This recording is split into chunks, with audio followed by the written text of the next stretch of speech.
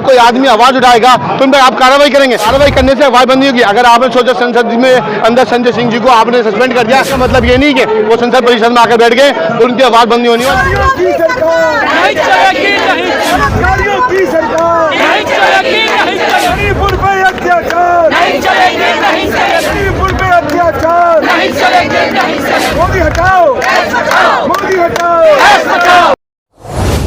देखिए, तानाशाही चले हिंदुस्तान के अंदर। ये मोदी सरकार जो है, अगर कोई बोलता है तो उसे बोलने नहीं दिया जाता है। जैसे अभी सदन में आपने देखा होगा, संजय सिंह जी ने आपने कहा था कि आप मौन है, मणिपुर जल रहा है, मणिपुर में मौन है, मणिपुर में क्यों नहीं बोले आप? तो मणिपुर में बोलने की जगह पर अगर प्रधानमंत्री मणिपुर में बोलते, बच्चे जिस तरह से आपने बताया महिला को बिल्कुल उतार के उनके बलात्कार किया गया, उन्हें घुमाया गया है, ये बहुत ही शर्मनाक घटना है। और 3 महीने से मणिपुर चल रहा है लगातार में, लेकिन एक लफ्ज बोलने को तैयार है, मुख्यमंत्री का इस्तीफा लेने को तैयार नहीं है। आखिर हो क्या रहा है ये? अगर कोई आदमी अपनी बात रखता है, अपना सवाल करता है, अपनी कोई बात रखने की कोशिश करता है तो सदन हो, सदन के बाहर उस पर कार्रवाई कर दी जाती है। सदन के बाहर हो तो जेल डाल दिया जाता है। अगर कोई रोड पर रखता है तो उस पर कार्रवाई की जाती है। और अगर सदन में भी कोई बोलने की कोशिश करता है तो उसे सस्पेंड कर दिया जाता है। जिस तरह से आम आदमी पार्टी के सांसद संजय सिंह जी ने कहा था, क्या कहा था कि यही तो कहा था कि प्रधानमंत्री इस पर बोले कुछ, मौन क्यों है प्रधानमंत्री? उन्हें संसद से सस्पेंड कर दिया गया है। तो ये कोई तानाशाही, ये मनमानी है और ऐसा नहीं चलता है। आपको ये देखना होगा, आपको सोचना होगा आखिर मणिपुर जल क्यों रहा है और इसे किस तरह से रोका जा सकता है। इस तरह रोका जा सकता है, ये रोकने को तैयार नहीं है। मणिपुर को चलते हुए देखा, तमाशा देख रहे हैं ये लोग। ये कार्रवाई करने की जगह पर, ये बंद करने की जगह पर इन्होंने क्या किया, तानाशाही दिखाते हुए मुख्यमंत्री को बिठा के रखा सीट पे और उसके साथ में कोई कार्रवाई ये लोग नहीं कर रहे हैं।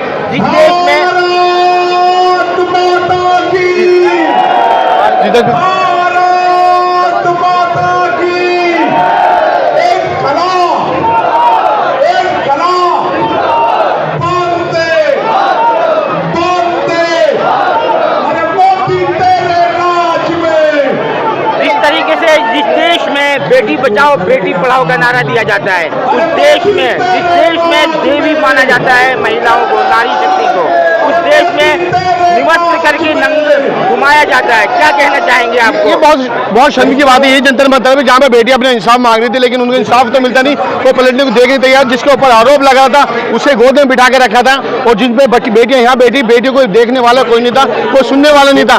इसी तरह से मणिपुर के अंदर किस तरह से आपने देखा बलात्कार हुआ, बलात्कार उन्हें बिल्कुल उपस्थित रहा कि उन्हें घुमाए गए। ये नंगा नाच हो रहा है और एक लफ्ज बोलने को तैयार नहीं। क्यों नहीं बोल रहे आप लोग? क्या चाहते हैं आप लोग? समझ में नहीं आता। आप लोग को विदेश जाना तो विदेश की सवारी आप करते हैं, फ्रांस जाना हो, जर्मनी जाना, आपको क्या नाम है, अमेरिका जाना हो, कहीं भी आपको जाना हो, जाने के लिए तैयार होते हैं, आप जाइए। लेकिन आप जो देश का है, ये जिम्मेदारी आपकी बनती है और आप ये मणिपुर चल रहा है, इसे रोकने की जिम्मेदारी आपके ऊपर थी और आपके ऊपर है और आपके ऊपर रहेगी। और आप कहाँ बेटी बचाओ बेटी पढ़ाओ की बात करें? क्या बेटी ऐसे पढ़ती है? बेटी ऐसे पढ़ती है? हिंदुस्तान में कोई बेटी सेफ नहीं है, कोई बेटी नहीं पढ़ पा रही। इनकी वजह से, इनकी तानाशाही की वजह से बहुत ज्यादा परेशानियां हैं। देश सुरक्षित हाथों में है। कैसे सुरक्षित है? किस तरह से आपको भी दिखाई दे रहा है? कहाँ सुरक्षित है?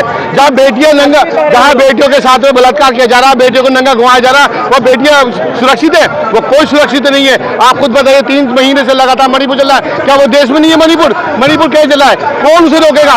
क्या जिम्मेदारी नहीं मुख्यमंत्री की? जिम्मेदारी नहीं प्रधानमंत्री की? ये जिम्मेदारी मुख्यमंत्री की भी है, ये जिम्मेदारी प्रधानमंत्री की है। डबल इंजन की सरकार ये लोग बोलते हैं। कौन सी सरकार की बात करते हैं आप? किस तरह की सरकार की बात करते हैं आप? तमाशा देख रहे हैं 3 दिन से, 3 महीने से बैठकर कि सब जल रहा है पूरा, कोई मारा जा रहा है, बच्चों के साथ बलात्कार हो रहा है, बच्चों को नंगा घुमाया जा रहा है। क्या कर रहे हैं आप लोग? ये क्या कर रहे हैं आप लोग? ये रानी भी मौन है इस मामले इसमें ठीक है। ये तो सिर्फ जब विपक्ष में थे, जब छोटा सा अगर 10 रुपये भरते थे किसी चीज में तो ये ढोल नगाड़े लेकर सिलेंडर घर लेकर आ जाते थे। लेकिन जब ये बेटी की बात करती थी, देश की बात करती थी, लेकिन आज ना तो बेटियों की बात करती है ना देश की बात करती है। इसमें तो रानी क्या बात कर रहे हैं आप? किसी चीज पे नहीं बोलती। ट्वीट करेंगे जरा से ये लोग, उस पर अगर जरा से उंगली फ्रैक्चर आ जाए तो उस पर ट्वीट कर देंगे, छोटी छोटी बातों में ट्वीट कर देंगे। लेकिन इतना बड़ा मुद्दा ट्वीट करने की जगह तो ट्वीट भी नहीं किया इन लोगों ने। एक बार भी ये नहीं बोला कि गलत हो रहा है। क्या बोलते हैं? 33-30 सेकंड में क्या होता है? आप जाते हैं, मुख्यमंत्री आपका, प्रधानमंत्री आप लोग की जिम्मेदारी बनती थी इसे खत्म करना था और जो ये नंगा नाव दे रहे खत्म होना चाहिए। निर्भया कांड में पूरा देश सड़कों पर उतर आया था, लेकिन इस मामले में, मणिपुर के मामले में ऐसा कुछ दिखाई नहीं दे रहा। हालांकि आजाद भारत में ऐसा मामला इससे पहले कभी नहीं हुआ है। देखिए, जाता मणिपुर का सड़क से लेकर संसद तक मुद्दा उठ रहा है। संसद में कल जब से सत्र शुरू हुआ, पहला दिन था, 13 दिन पूरा विपक्ष एक साथ खड़ा हुआ था और यही मांग वो कर रहा था कि प्रधानमंत्री मणिपुर पे क्यों नहीं बोले, क्यों नहीं बोले मणिपुर पे, उन पर ऊपर कार्रवाई कर दी गई। अगर कोई आदमी आवाज उठाएगा तो उन पर आप कार्रवाई करेंगे, कार्रवाई करने से आवाज बंद नहीं होगी। अगर आपने सोचा संसद में अंदर संजय सिंह जी को आपने सस्पेंड कर दिया, इसका मतलब ये नहीं कि वो संसद परिषद में आकर बैठ गए और उनकी आवाज बंद नहीं होने वाली क्या है। लगता है 2024 में इलेक्शन में ये मणिपुर के मामला असरअंदाज होगी, असर करेगा? नहीं, बात देखिए मणिपुर तो देखिए ये तो बहुत बुरे हालातों में मणिपुर में ज्यादा 24 की बात है, 24 की जहां तक बात है, 24 के लिए बहुत मुद्दे हैं इनके पास में। इन्होंने कहा था बंधन लगाएंगे, आए थे क्या? इन्होंने कहा था काला बाजार के जो भी में काला धन था वो वापस आएगा, वो आया क्या? इन्होंने कहा था कि विकास होगा, नौकरियां मिलेगी, 2 करोड़ क्या मिली है? बेरोजगार है नौजवान, महंगाई देखिए आसमान, जो 20 रुपए किलो सब्जी मिलनी चाहिए वो 200, 300, 400 रुपए किलो है। राम मंदिर 370 क्या पेट भरेगा?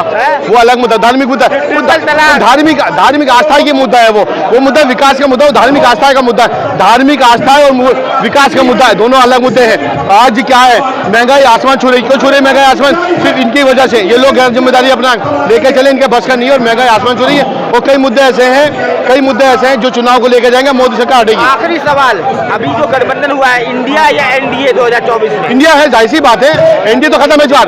2024 में इंडिया है, एनडीए पे कुछ नहीं है। और ज्यादा एनडीए की बात करें, एनडीए में जो इनके 38 जो इनके सदन है, क्या नाम है, गठबंधन में लोग हैं, जो पार्टियां इनकी, जिसमें 26 पार्टियां ऐसी जिनका एक भी सांसद नहीं है, वो तो सिर्फ गिनती की काउंट कर रहे हैं लोग, कुछ ही नहीं है। आने वाले वक्त में देखना, हमेशा ये कहते हैं एक शेर अकेला खड़ा होता है, अब 38 पार्टियां लेकर घूम रहे हैं आप साथ में। 38 में 26 पार्टियां ऐसी जिसमें एक भी इनका सांसद नहीं है, एक भी सांसद इनका नहीं है, तो कौन सी पार्टी? 2024 में मोदी या राहुल गांधी?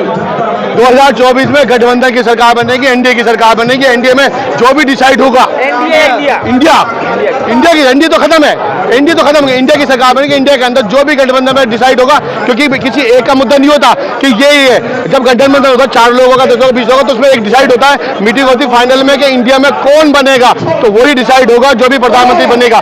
हम तो जाहिर सी बात है, आम आदमी पार्टी के सिपाही है, तो जाहिर सी बात है, जिस तरह दिल्ली में हुआ इस तरह पूरे हिंदुस्तान में हम तो चाहेंगे जो भी गठबंधन डिसाइड करेगा उसके हिसाब से प्रधानमंत्री बनेगा। अगर आप हमारे चैनल को सब्सक्राइब नहीं किया तो पहले सब्सक्राइब कर लें और बेल आइकन दबाना ना भूलें। लाइक, कमेंट और शेयर जरूर करें।